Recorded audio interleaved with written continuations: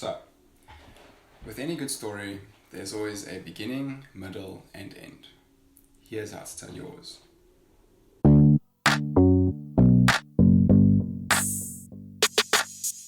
Hey au pairs, welcome back to the channel, and today's video is all about helping you make the best application video. So I've been watching a few application videos on YouTube, and I've written down a few things on this piece of paper.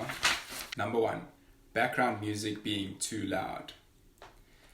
In quite a lot of videos I've noticed that people will have some form of background music and they're playing this throughout the entire length of their video, but it's just a little bit too loud even when the person is speaking, so it sounds pretty much like this. So while I was watching a few application videos on YouTube, you can notice now that you can barely hear my voice because the music is so loud and it is very distracting. So when you want to add background music to your videos, rather lower the volume to the point where you can still hear it, but also the viewer can clearly make out what you're trying to say. Number two, keep the time for your application videos down to at least, what did I say? Did I say 3 to 4? Oops, sorry. Keep the time for your application video between 3 and 4 minutes. I would call that the sweet spot, because any longer, people are just not going to watch everything, and if it's too short, you won't be able to fill in as much information as you can. You want to give as much information as possible in your video without it being too long or too short. Number three, showcase any skills or talents you might have. So if you are really good at painting or drawing or something, show some of your pieces of artwork that you have done. If you are good at a certain sport, you can show video of you participating in that sport. Just anything to show different skills or talents that you have. Number four is very important, and that is to show yourself interacting with children.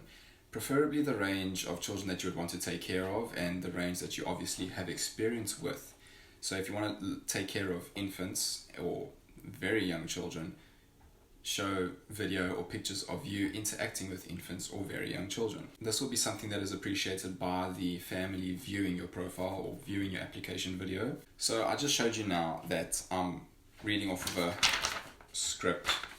Not really, but kind of. Number five, plan what you want to say. Don't read off of a script, or don't sound like you're reading off of a script, because then it's just boring. Like then you're just speaking in one tone and it's monotonous and people will get bored easily. See? Look how boring that was.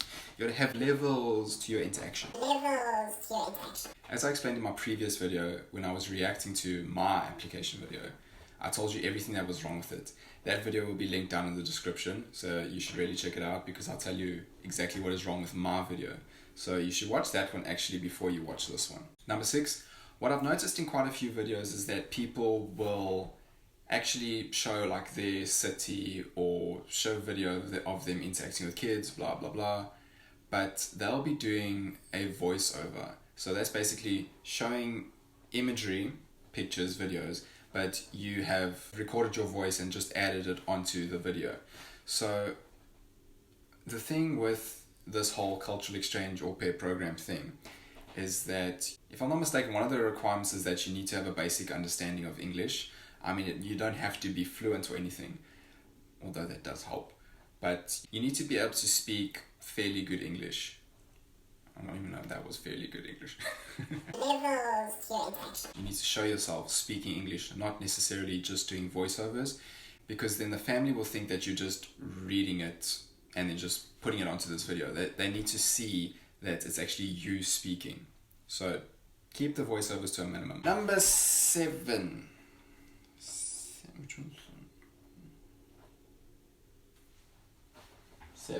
No. Number seven. So ask yourself the question why you want to be an au pair. This is very good for the family in the sense that they can see your understanding of why you want to participate in this whole cultural exchange program, but also what it means to you to play the role of an au pair. Okay, here's your final one, number 8. I know it can be very difficult speaking to a camera. I mean, I know this firsthand. I mean, with the whole channel and everything, I feel as though I've gotten more comfortable with the camera, but definitely the first time that I recorded myself doing my application video, I felt very awkward. So what I would suggest to you is that just pretend you're talking to a friend. Hold on, you sneeze.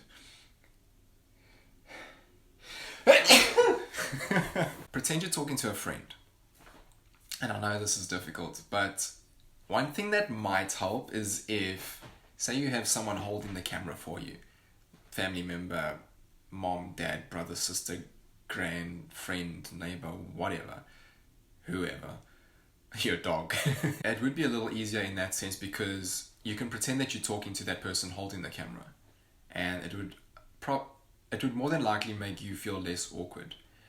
But if you can't do that, like if you have your camera propped up like I have here, then maybe try, while you're speaking, envision someone like your brother, like I'm envisioning now. I'm envisioning my brother, Dylan, like right behind the camera. And it does make it a little easier because I'm pretending like I'm speaking to him, which makes it it makes you come across a lot friendlier and a lot more authentic. I know it's all in your mind, but it makes the world of difference. Or even have like a picture like behind the camera or next to the camera or something of the person you pretending to speak to. That would help a lot better to actually see the image of the person there than have to like just constantly keep that in your mind. So that's all the tips that I have for you today. Let me know if this was helpful, like down in the comments below. I would really love your input. If you have any other tips that you can share with other people watching this video, then also comment down below and we can all help each other out. Lastly, if you have any questions that you need answered about this whole program, how it is, the day-to-day, pretty much anything, any question that you have for me, it could even be a random question like, how's the weather in Texas, kind of a thing, or something directly related like, how do you deal with tantrums, or how do you cook for your kids?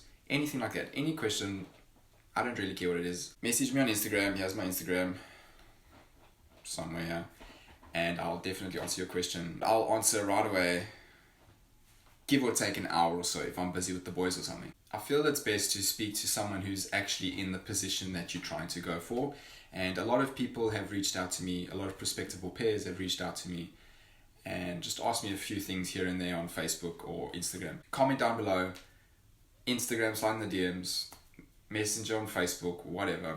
Pick your poison. So thank you for watching, guys. I do appreciate you taking the time out of your day to watch this video. I hope that it has helped you. So that's what this channel is about, to help you, the prospective au pair, or even the current au pair, to help you along your journey. And so I would like you to learn from my mistakes so that you don't have to make them. And that is what this whole channel is about. So we can share knowledge. I just kicked the thing again, sorry. And just be better au pairs for the kids that we take care of.